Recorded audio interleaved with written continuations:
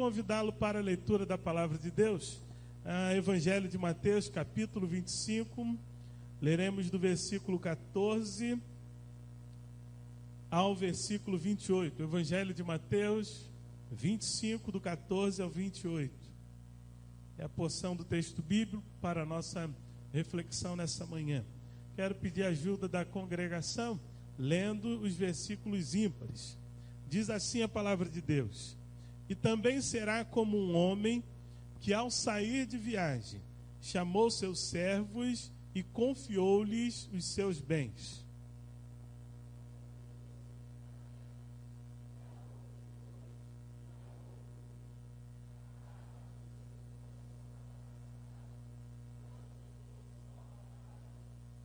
O que havia recebido 5 talentos saiu imediatamente, aplicou-os e ganhou mais 5.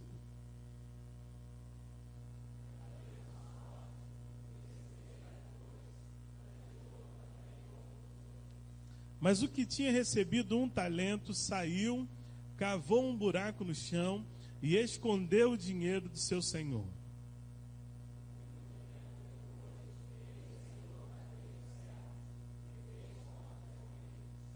O que tinha recebido 5 talentos trouxe os outros 5 e disse: O Senhor me confiou 5 talentos, veja, eu ganhei mais 5.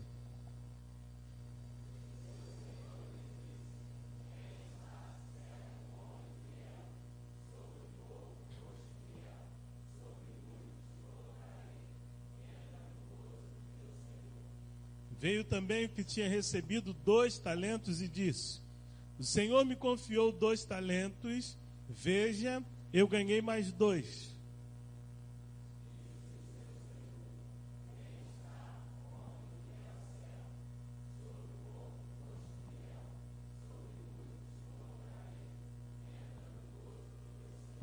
Por fim, veio o que tinha recebido 1 talento e disse: Eu sabia que o Senhor é um homem severo, que colhe onde não plantou e junta onde não semeou.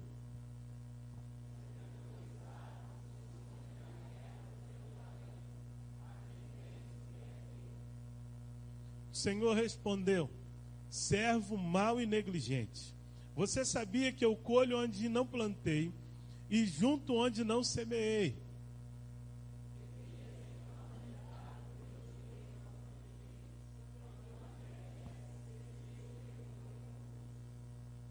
Tirem o talento dele e entreguem-no ao que tem 10.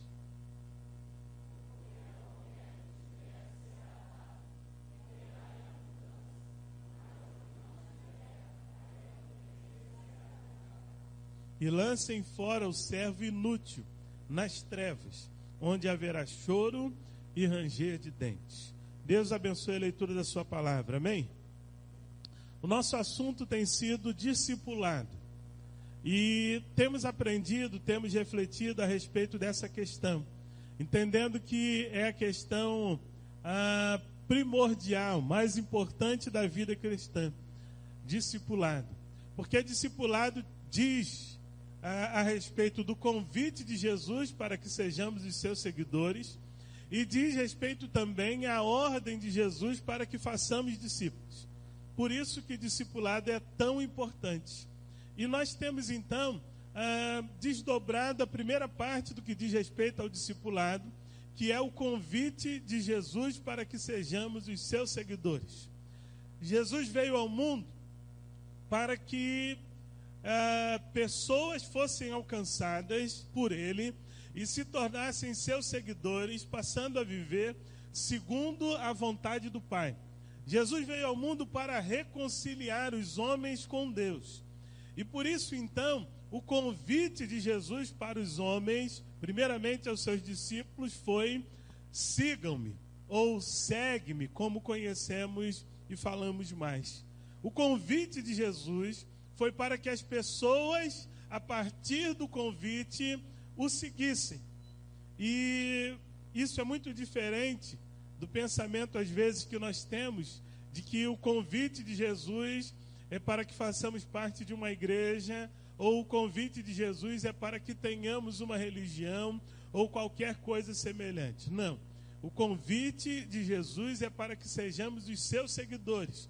E isso nos faz entender que o convite de Jesus é um convite para o relacionamento com Ele. Jesus nos convida para nos relacionarmos com Ele. Jesus veio para resolver um problema de relacionamento. O pecado fez com que pairasse sobre nós a ira de Deus. O pecado nos afastou de Deus. Então, o serviço de Jesus, a missão de Jesus, foi nos reconciliar com Deus. Por isso ele veio ao mundo.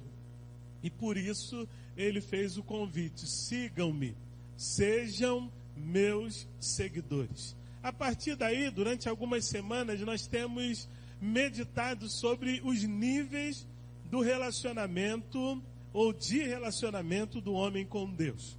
Falamos sobre um primeiro nível de admirador, de gente que anda junto, mas não sabe direito quem ele é e nem para onde ele vai. Falamos de um segundo nível do oleiro e do barro, que já é um nível mais profundo, quando alguém coloca a vida nas mãos dele. Na verdade, o texto que a gente leu é um ensinamento dessa verdade para o povo. Deus falando com o profeta, trazendo uma mensagem ao coração dele, que ele queria que fosse levada para o povo. Que o povo entendesse que deveria ser para Deus como o barro é nas mãos do oleiro. Era uma mensagem, um ensinamento. Então esse é um segundo nível desejável para o relacionamento com Deus. O nível em que nós nos colocamos nas mãos dele. E aí ele molha, ele amassa, ele modela, ele dá forma, ele reforma, ele faz conforme o desejo do seu coração. Um terceiro nível que compartilhamos aqui foi sobre o nível pastor e ovelhas. Nesse nível nós aprendemos sobre a nossa condição, a nossa formatação e a nossa realidade. Falamos e destacamos a realidade da ovelha, que em primeiro lugar é quase que cega, que se deixa guiar pela audição, que conhece a voz do pastor, que obedece à voz do pastor, que é sensível ou é frágil, precisa se colocar na condução do pastor, ou aceitar a condução do pastor, porque a sua fragilidade é muito grande. Falamos aqui que se ela cai de barriga para cima, e não tem quem a desvire, ela morre sufocada. Olha só, que fragilidade, Se ela chega em águas correntes, ela é levada pela correnteza, e ela não tem como. Enfim, ela é frágil, ela precisa de ajuda. Falamos então a partir daí sobre a necessidade de compreendermos essas verdades e aplicarmos na nossa vida e no nosso relacionamento com Deus.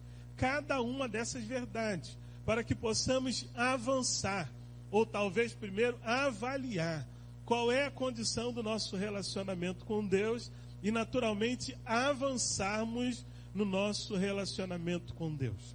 Quando a gente abre a Bíblia, antigamente tinha uma caixinha que a gente chamava, acho que hoje ainda tem, caixinha de promessas, Ali naturalmente só tem promessas. Mas quando a gente abre a Bíblia como um todo, a gente encontra uma série de promessas de Deus para aqueles que se submetem a Ele, para aqueles que vivem uma vida de comunhão com Ele. Ele promete vida abundante, Ele promete proteção, Ele promete bênção, uma série de coisas que muitas vezes não se constituem verdade na nossa vida. Eu fico imaginando quantos crentes frustrados nós temos no ambiente evangélico de maneira geral. Que quando olham a Bíblia, veem uma série de promessas do Senhor. Mas quando olham a vida, não veem aquelas promessas se transformando em realidade. Eu tive uma experiência de alguém que veio falar comigo que ia embora da igreja. Pior, ia embora do evangelho, ia largar o evangelho. E a explicação da pessoa foi porque não deu certo na vida dela. O que ela esperava acontecer não iria ou não havia acontecido até aquele momento. E ela estava desistindo. O que foi que deu errado? Deus deu errado, gente. Deus não conseguiu fazer aquilo que prometeu fazer na vida dela. Acontece que no evangelho, assim como na vida, e existe leis, né? Nós somos regidos por leis. E essas leis estabelecem condições para que as coisas aconteçam, né? E a gente conhece a lei áurea aí, que é a lei da semeadura, né? E o que essa lei vai dizer? A gente colhe o que planta, né? E no mundo espiritual não é diferente. Muito na nossa vida espiritual vai depender da relação de proximidade que a gente tem com Deus. Por isso que nós estamos dedicando tempo a isso, para a gente refletir profundamente qual é o nível de relacionamento que temos mantido com Deus. Já deixamos a fase de admiradores, né, que são aqueles que conhecem parcialmente, né? Não sabem exatamente quem ele é e para onde ele vai. Já deixamos o nível, ou já alcançamos o nível de oleiro e barro. Nossa vida de fato já está nas mãos de Deus. Deus pode fazer com você o que Ele quiser. Deus pode mandar você vir pregar domingo que vem aqui e você vai vir em obediência à palavra dEle. Pastor, mas o senhor está exagerando, né? Eu não tenho curso, eu não tenho formação, né? O barro nas mãos do oleiro, ele não resiste, né? O oleiro vai fazendo com ele o que ele quer. E aí a gente precisa pensar, poxa, minha vida está de fato nas mãos de Deus. As minhas escolhas refletem isso, a presença, a direção, a condução de Deus sobre a minha vida. A gente já alcançou o nível de pastor e ovelha, e não tem como falar de pastor e ovelha sem lembrar de Davi, né? Sem lembrar do Salmo 23, quando ele demonstra uma segurança a respeito da vida enorme, extraordinária, dizendo: ainda que eu passe pelo vale da sombra da morte, eu não vou temer nada. Por quê? Porque eu tenho um pastor, eu tenho alguém que está sobre a minha vida e eu estou sob os cuidados dele. Ele faz de mim o que ele quer, ele me conduz, né? Eu só vou ao lugar onde ele me leva. Eu vou porque eu estou ouvindo a voz dele, eu vou porque estou sendo conduzido por ele. Imagine que vida extraordinária se tornaria ou se tornará a nossa vida na medida que a gente alcançar esse nível de pastor e ovelha. Ouvindo Deus falar, né? Estou ouvindo que Ele está caminhando naquela direção e eu só estou seguindo atrás dele. E aí eu tenho uma segurança no coração que, a despeito das circunstâncias, Ele está me levando para pastos verdejantes. Ele está me conduzindo para águas tranquilas, né? Ele está me protegendo do lobo devorador. Ele está ali para me dar uma assistência em qualquer necessidade que eu tenho. É o nível que nós desejamos. Semana passada nós falamos sobre amigos, né? Quando Jesus vai falar que, quando Deus vai chamar Abraão de amigo, e quando Jesus também vai falar do status que podemos alcançar com ele, de não mais sermos chamados servos e amigos. Mas hoje a gente vai falar do status servos e Senhor. A gente pulou esse ponto na semana passada, mas é um nível também desejável de alcançarmos no relacionamento. Se você parar para perceber, você vai observar que em cada um desses níveis a gente aprende algo novo. E o desejo não é simplesmente alcançar o nível maior, mas é absorver o que de melhor há em cada um dos níveis. Então até o nível de admirador é importante, porque foi por conta de uma admiração que começou a existir que nós passamos a conhecer Jesus Cristo. Então ele é importante. Mas ficar nele, a garganta estava boazinha, né?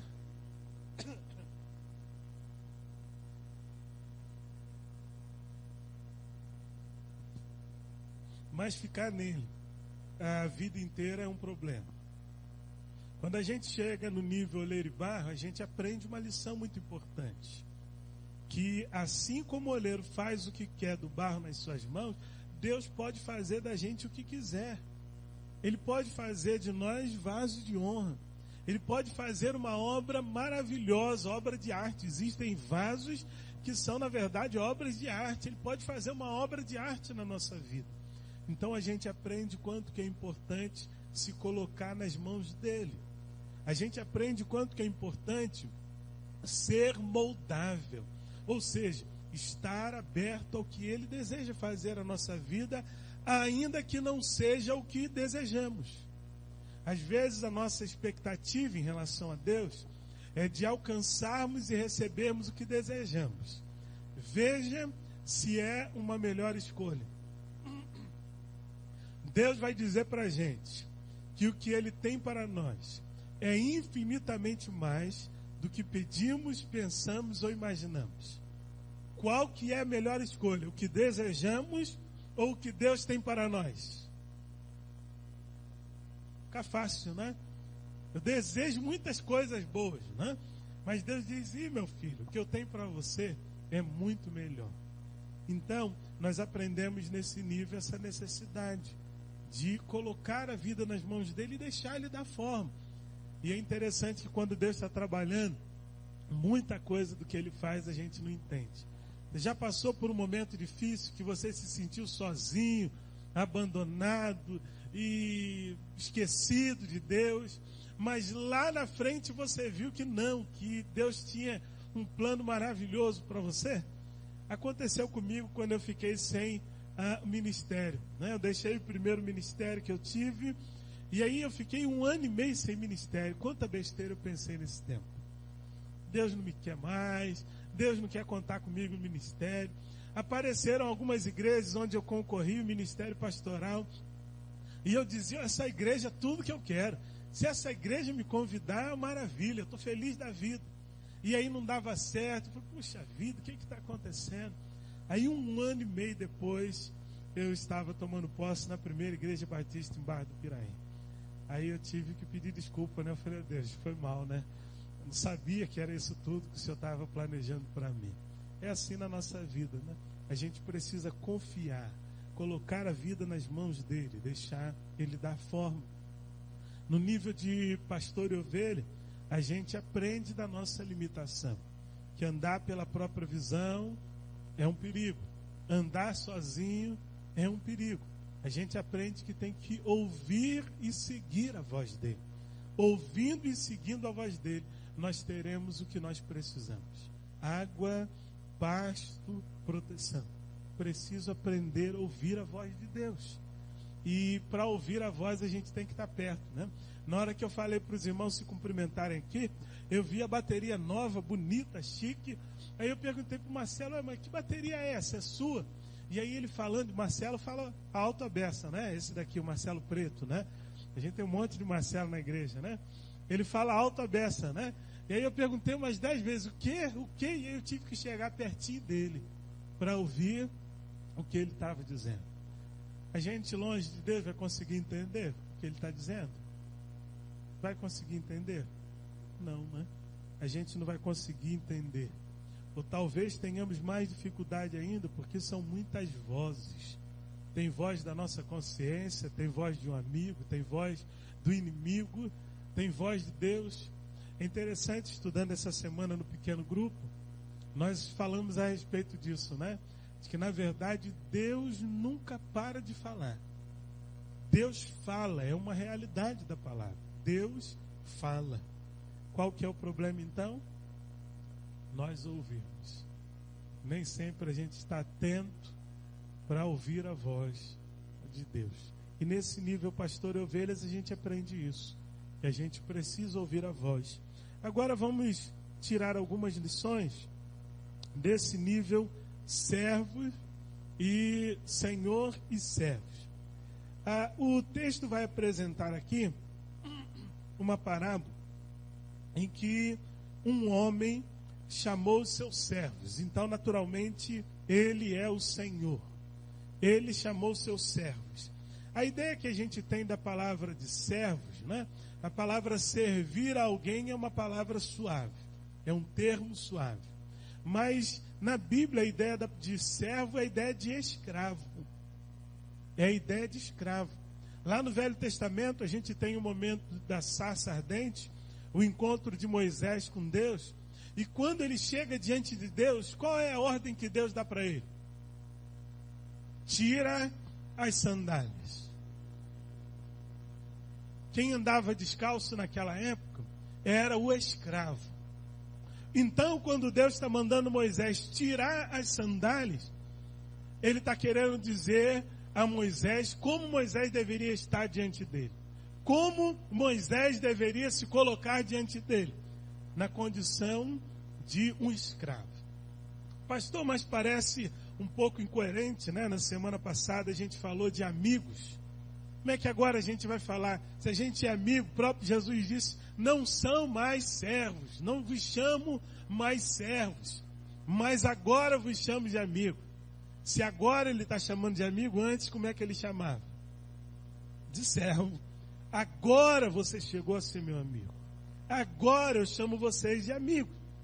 Ou seja, cresci, desenvolvi, mas um nível que antecede essa condição de amigo é o nível de servo. É entendermos a nossa condição diante de Deus. Aí você vai entender o porquê que nós tanto criticamos um evangelho que é proclamado por aí, em que as pessoas se relacionam com Deus num patamar de igualdade ou até mesmo de superioridade. E dizem, Deus, eu determino que hoje o Senhor vai me dar a minha bênção. Já ouviu falar isso? Eu determino, eu ordeno. Ué, mas com quem que ele está falando, né? Com quem ele está falando? De vez em quando a gente, lá em casa, ouve os filhos, né? Chegarem perto da gente desse jeito assim. Né? Não, você vai botar lá naquele canal de televisão que eu estava vendo. Pode botar agora. Aí eu paro, né? Dou aqueles 5 segundos para eles se ouvirem, né? Você está falando com quem? Quem você pensa que você é? Aí você vai ajudando ele a recobrar a consciência, né? Não, pai, por favor, o senhor pode. Ah, tá. Aí a gente até pensa, né? A gente até negocia. O escravo, diante do seu senhor, ele tem quais direitos? Nenhum. Ele não tem direito de determinar nada. Ele não tem direito de reivindicar nada. Ele não tem direito de escolher nada. Ele pertence ao Senhor dele. E ele vai servir ao Senhor dele conforme a vontade do Senhor e não conforme a vontade dele. Ele não tem, meu trabalho aqui é esse na fazenda e eu não faço nenhum outro porque eu não gosto, não é minha habilidade. É assim que o servo faz. Se o Senhor mandar ele fazer aqui, ele vai fazer aqui. Se o Senhor mandar ele fazer do outro lado, ele vai fazer do outro lado. Se o Senhor mandar ele fazer de dia, ele vai fazer de dia. Se mandar fazer à noite, ele vai fazer à noite. Por quê? Porque ele entendeu a condição de servo. Ele entendeu que ele pertence àquele Senhor. E ele não tem direitos. Ele tem obrigação de fazer conforme a vontade do seu Senhor. Mas nessa parábola, a gente vê que o Senhor confiou bens aos servos. Olha que coisa interessante, né? Ao mesmo tempo que a gente pensa no escravo como alguém sem significado, sem valor, agora a gente tem na mesma narrativa uma ação do Senhor em relação aos servos que lhes confere significado, valor. Ele confia bens, ou seja, coisas de valor. Ele confia coisas de valor aos seus servos. E aí nós temos 3 aqui. Diz que cada um recebeu talentos conforme a sua capacidade. Cada um recebeu talentos conforme a sua capacidade. E aí diz que um recebeu 5, outro 2 e outro 1. E o que os 2 primeiros fizeram imediatamente? Eles foram negociar com aqueles talentos para multiplicar aqueles talentos. Para quê? Qual que era o objetivo de multiplicar os talentos? Oferecer de volta, agradando ao Senhor. Até aquele que enterrou o talento, também o fez com uma preocupação de não desagradar. Os dois primeiros preocupados em agradar. E o primeiro preocupado em não, e o último preocupado em não desagradar. É interessante que a visão de servo vai trazer para nós. Nós, os crentes antigos, já estudaram muito sobre mordomia. Qual que é o ensinamento sobre mordomia? Sombra, água fresca, uma rede. É essa a ideia de mordomia? Qual que é a ideia de mordomia? Cuidar daquilo que não é seu. Não é o que a gente está vendo aqui no texto? Às vezes, ao receber os talentos, nós pensamos que são nossos. Se a gente não tiver visão de senhor escravo, a gente vai pegar o talento para gente mesmo. É meu. Eu uso como quiser. Eu faço dele o que eu quiser. Ou eu desenvolvo para mim mesmo. É essa a ideia que a gente encontra no texto? Em momento nenhum, né? Em momento nenhum a gente encontra essa ideia no texto. A gente percebe na consciência daqueles que receberam talento, que eles recebiam talentos na condição de servos. Na condição de servo. Um erro que nós ensinamos na igreja é que os 10% pertencem a quem? 10% pertencem a quem? A Deus. Isso é verdade? Sim ou não? Por que não? Tudo pertence a Deus. Ele está só ensinando ali a administrar o tudo, mas tudo pertence a Deus. Não é 10% que é do Senhor, tudo pertence a Deus. Do Senhor é a terra na sua plenitude, o mundo e aqueles que neles habitam.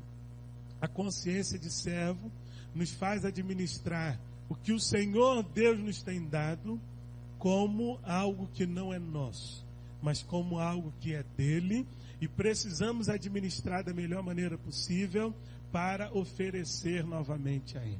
Essa é a consciência de servos. No versículo 19 vai dizer que o Senhor voltou para acertar conta com eles. O Senhor voltou para acertar conta com eles. A gente precisa viver em relação a Deus como quem sabe que um dia Ele vai voltar e precisamos prestar contas a Ele. A vida não é nossa, o tempo não é nosso, os bens não nos pertencem. Tudo pertence ao Senhor e precisamos dar conta a Ele. Melhor do que esperar o dia dele voltar é diariamente nós darmos contas a Deus da nossa vida. Quais têm sido os nossos caminhos, quais têm sido as nossas escolhas, por onde nós temos andado ao longo da nossa caminhada. Precisamos ter essa consciência de dar contas a Deus. Disse que o menino prendeu o violino, ia fazer o seu primeiro concerto, e a plateia estava cheia, ele ansioso, nervoso, e ele foi lá e fez o seu concerto de violino. A sua família, os amigos, o restante da plateia ficaram extasiados com a beleza da música daquele menino na execução do seu violino. Ao final do concerto, aplaudiram de pé, e aquela euforia, aquela alegria na plateia, mas isso contrastava com a tristeza daquele menino. O menino, ao final, não ficou tão empolgado quanto as pessoas.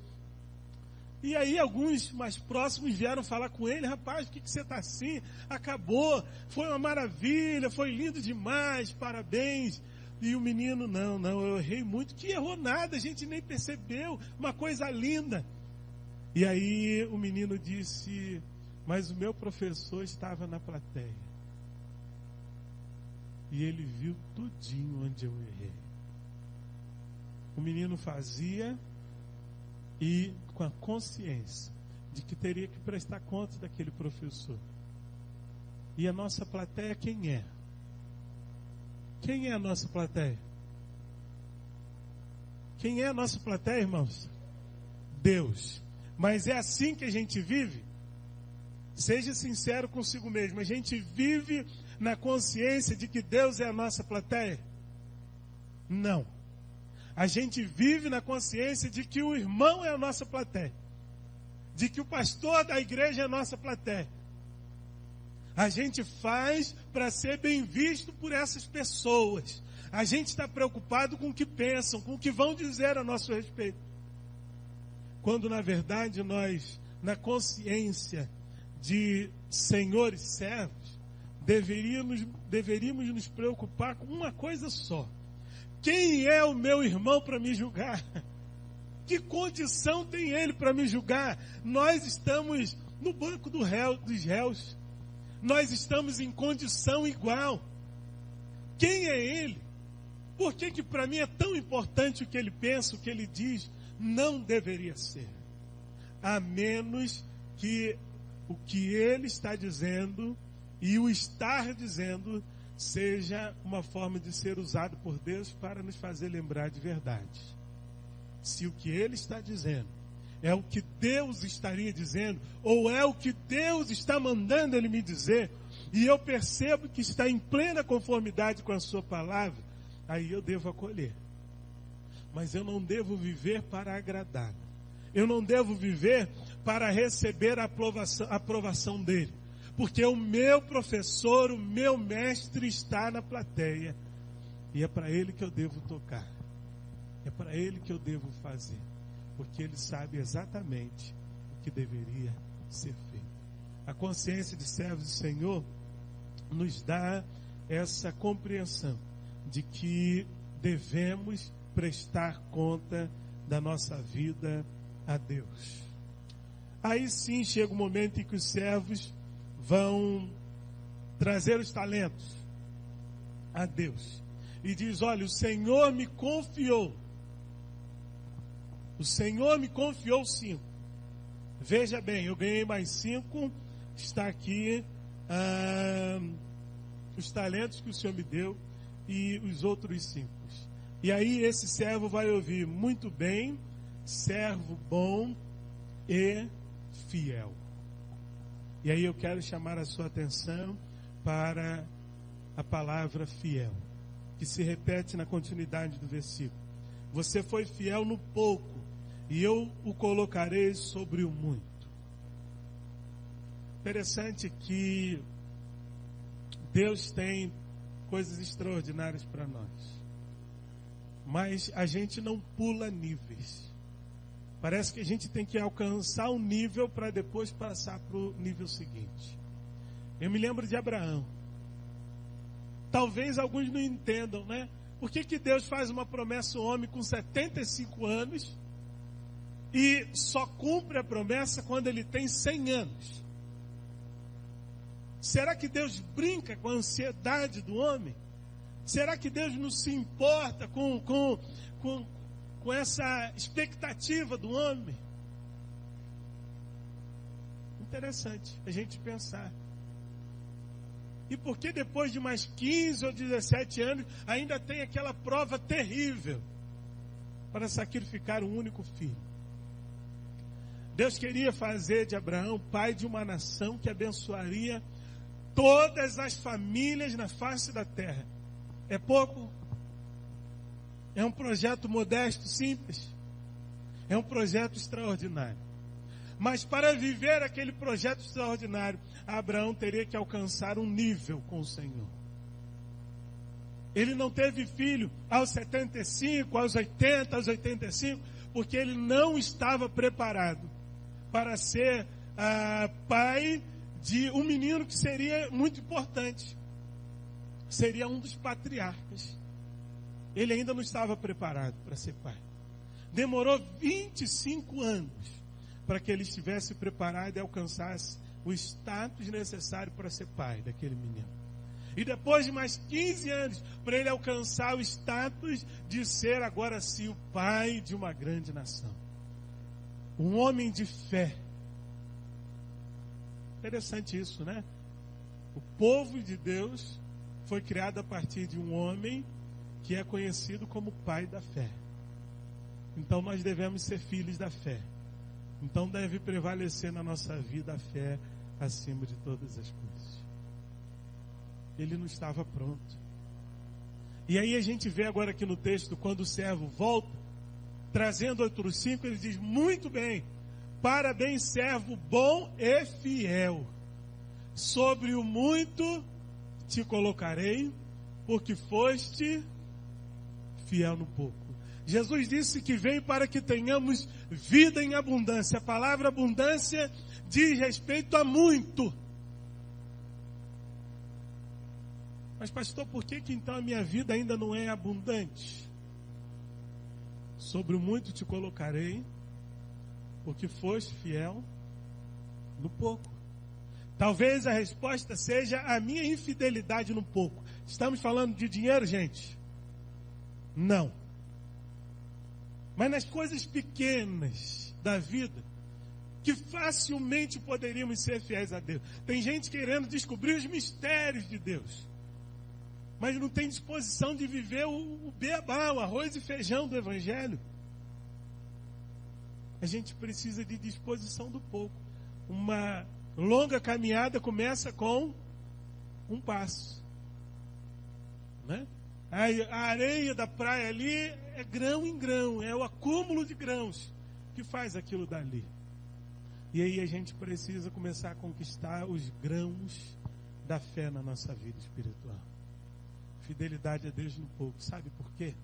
Talvez vivamos um dia, domingo que vem, dia 22, hoje a gente vai terminar a noite a série de mensagens sobre recuperação, para celebrarmos no dia 22 o dia da igreja perseguida. A gente esquece que é um com eles, né? A gente pensa que igreja é isso daqui. Não, igreja é isso daqui, né? O mundo inteiro. E uma parte de nós que vive em locais de perseguição tem morrido, tem sido perseguida, tem visto parte dos seus familiares serem ceifados por causa da fé. Para mim, isso é ser fiel no muito. Quando alguém diz, ou você nega ou você morre. E aí a pessoa diz, a minha escolha já está feita. Mas às vezes a gente não consegue ser fiel no pouco. A gente tem medo da rejeição de alguém e por isso a gente não fala de Jesus para aquele alguém. E aí tantas coisinhas pequenas do nosso dia a dia, onde a gente não tem sido fiel a Deus, tem sido negligente. Aqueles homens não só trouxeram de volta o que tinham recebido, como demonstraram que se aplicaram, trabalharam, se entregaram para multiplicar o que tinham recebido a fim de agradar o seu Senhor. Mas tem um aqui que se destaca. É aquele que esconde o seu talento na terra. Que ideia que a gente pode trazer disso daí? Talvez a ideia é do viver para si mesmo. Esconder o talento no nosso contexto, não é isso? Eu vivo para mim mesmo. Eu recebi aquele talento para abençoar a pessoa, mas eu falo, não vou abençoar ninguém não, estou em vergonha. Não, eu não gosto muito. Não, eu não estou muito afim. E aí eu enterro o meu talento. Eu vivo para mim mesmo. E aí quando eu vou me apresentar a Deus, eu ouço de Deus, no versículo 26, servo mau e negligente. Servo mau e negligente. Porque não se aplicou em multiplicar para oferecer ainda mais ao Senhor. Servo mau, negligente. Você deveria pelo menos entregar aos banqueiros para me oferecer também os juros. Tirem dele o que tem e entregue ao que tem 10. Pois quem tem, mais será dado e terá em quantidade, mas o que não tem, até o que tem, lhe será tirado. E lancem fora o servo inútil nas trevas, onde haverá choro e ranger de dentes. Viveu para si mesmo. O chamado de Jesus para sermos os seus seguidores é um chamado para vivermos para Deus. A desgraça do evangelho que tem sido pregado aí é que esse evangelho que tem sido pregado por aí, na televisão, na mídia, nas igrejas que lotam, é o evangelho que faz do servo um servo mimado, um servo ensimesmado, voltado para si mesmo. Olha o apelo da igreja: venha e pare de sofrer. Venha e você vai ter mais bem. Vem para você alcançar a sua cura. Vem para você resolver os seus problemas. E você vai perceber que toda a programação é voltada para o homem, para ele, para a sua satisfação, para o seu prazer, para a sua realização. Aí você olha para aquele crente, ele é um crente que tudo que ele faz na vida é buscar a sua realização pessoal. E quando é que basta para o ser humano? Nunca basta. Então ele quer sempre mais, ele quer sempre mais. Encravou uma unha, ele já está reclamando, ele está aborrecido, ele está chateado. Por quê? Porque ele vive para si mesmo. Ontem a gente foi ver o jogo do Flamengo e a gente estava conversando no carro, meu irmão está ali, Xande, levanta a mão quem não conhece. Xande é meu irmão, está aí me visitando esse final de semana. E no final da semana passada, ele recebeu o aviso lá do patrão dele que mais uns dias ele ia ser mandado embora. Por isso que ele está aqui, né? Ainda não foi, mas já está de aviso que ia ser mandado embora. E eu não falei isso com ele, mas eu fiquei feliz da vida e conversando com ele, ele falou que já há algum tempo percebia que isso ia acontecer.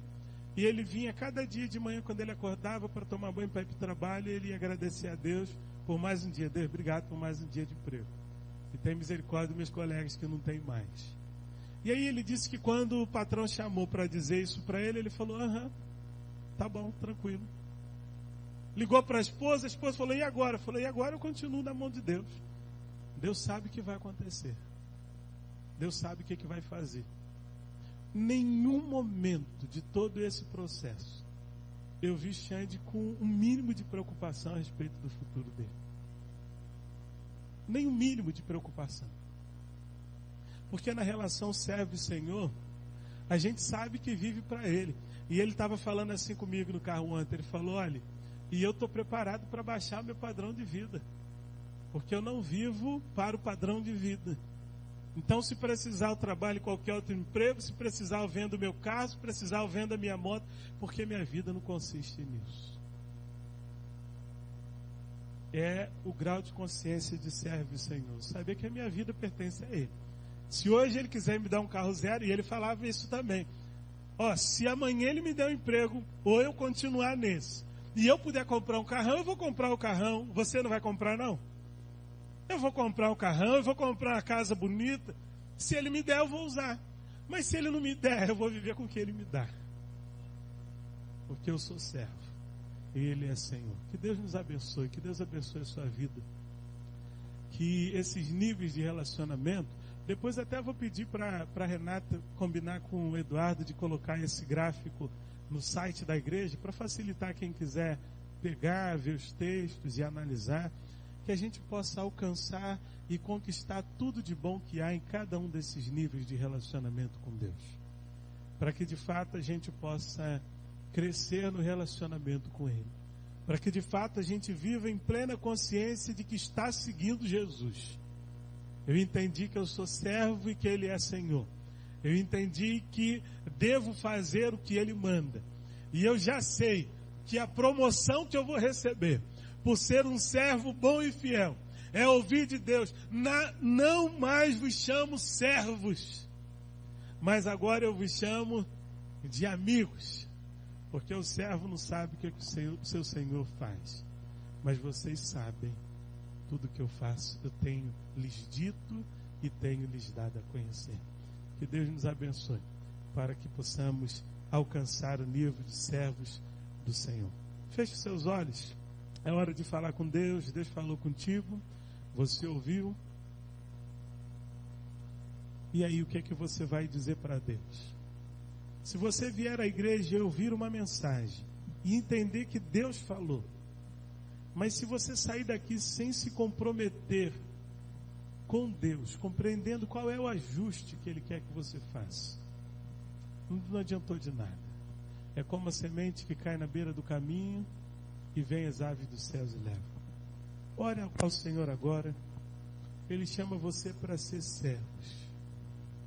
Você para ser servo.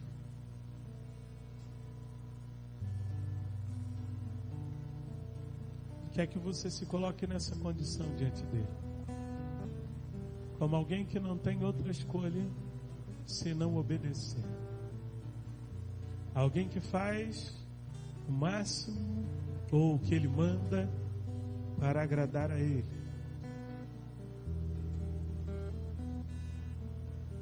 Comprometa-se com Jesus nessa manhã. Peça a ele: Senhor, trabalha no meu coração. Quebranta-me, Senhor, para que eu seja verdadeiramente servo, para que eu esteja descalço diante do Senhor, na consciência de que eu pertenço ao Senhor. Devo fazer em toda e qualquer área da minha vida que o Senhor manda. Trabalha no meu coração, Pai, para que eu tenha profunda consciência de que devo fazer o melhor com aquilo que o Senhor tem me confiado, porque devo prestar contas da minha vida ao Senhor. Não tenho direito de fazer o que quiser, não tenho direito de fazer como quiser. Tu sondas.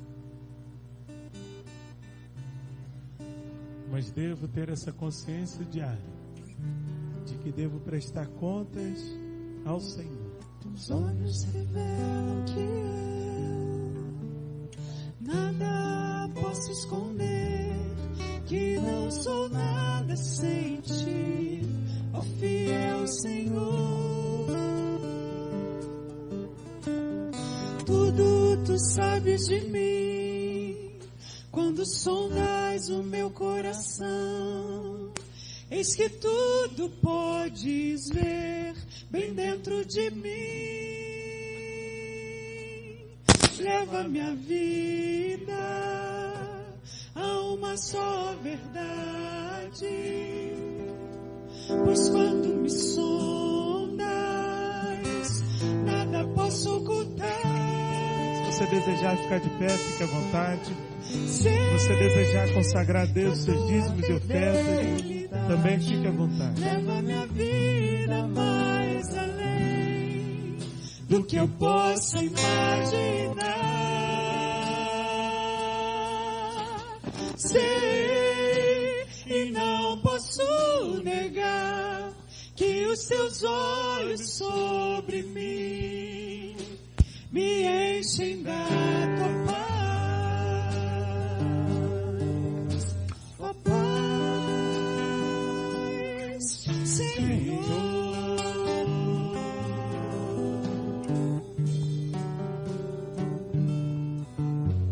Teus olhos revelam que eu nada posso esconder, que não sou nada sem ti, ó fiel Senhor.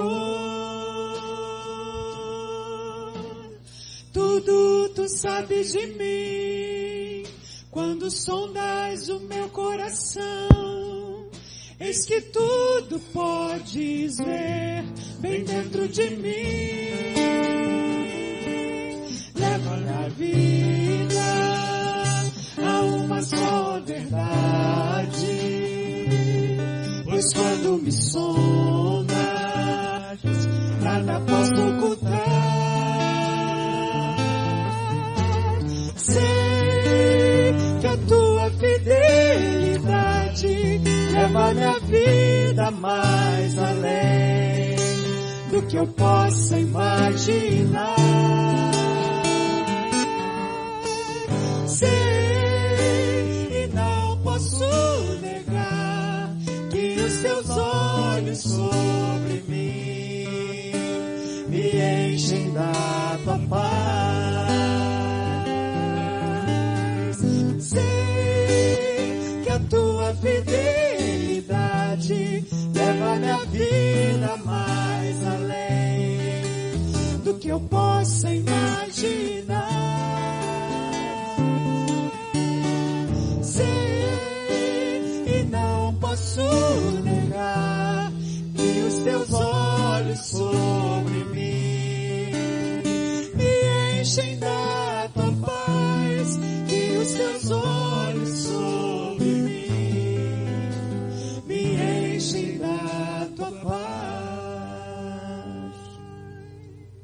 Obrigado, Senhor, pelo nosso encontro nessa manhã, por esse tempo de celebração.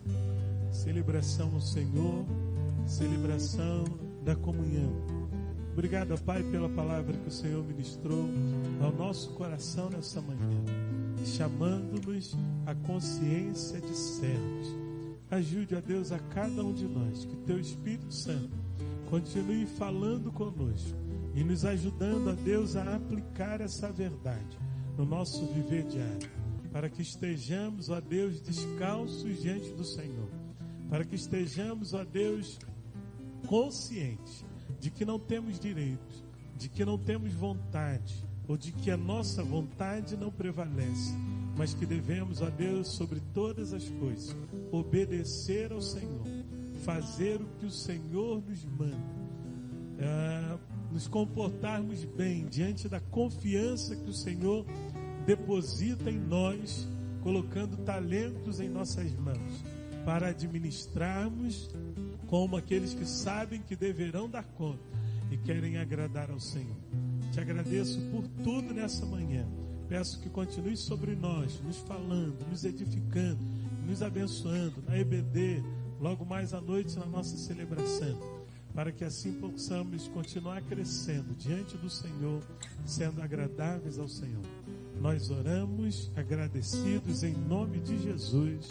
Amém e amém.